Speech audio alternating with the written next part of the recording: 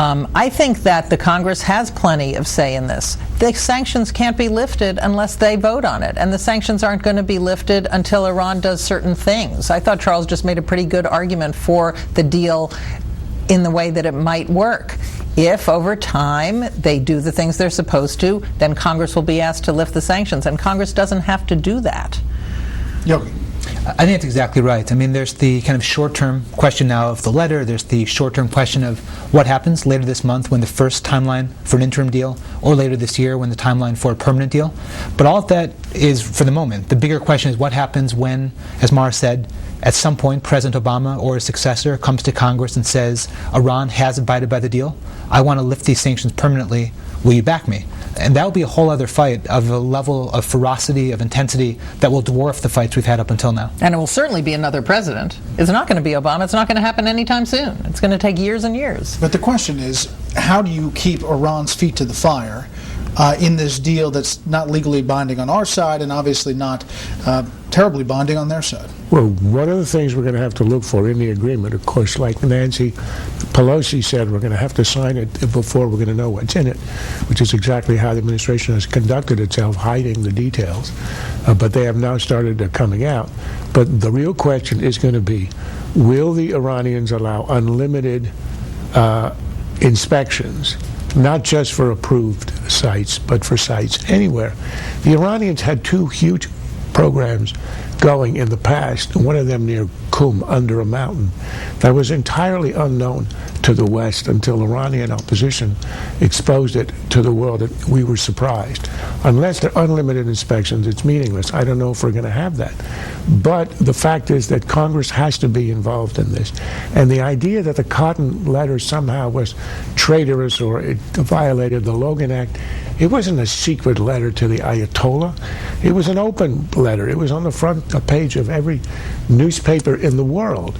And my argument, whether it should have been addressed to either allies or to the president, but the fact is it was exposing a fact which, and again I emphasize, the administration had to admit to today, which it had never done before. And in that sense, it was a good thing. All right.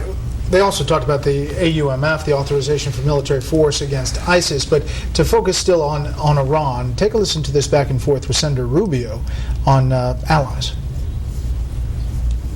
The way we've proceeded with our negotiations in Iran have impacted our trust level with these critical allies in this coalition. Senator, that actually is flat wrong, also. Flat wrong.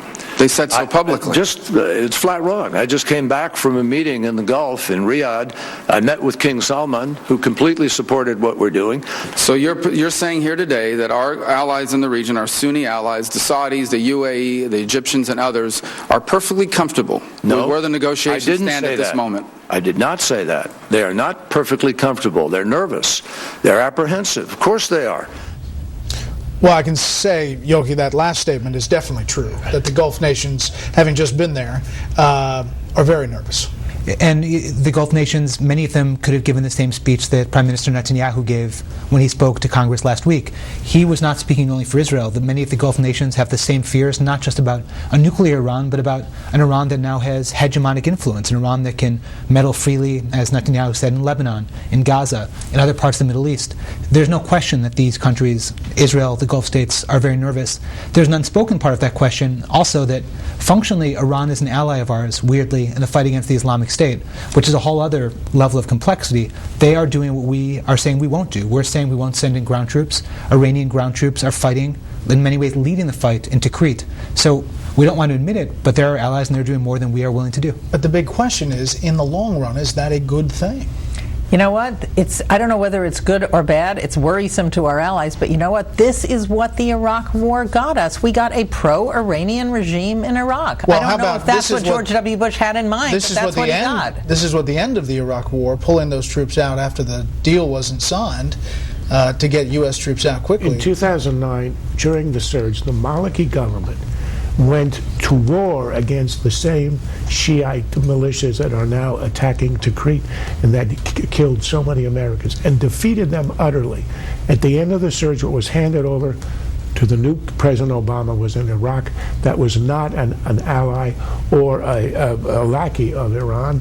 The withdrawal is what caused the complete change of allegiances, the vacuum that Obama created. So it is simply not true that it's a result of the Iraq war. It's a result of the liquidation of the war and of our influence in the region.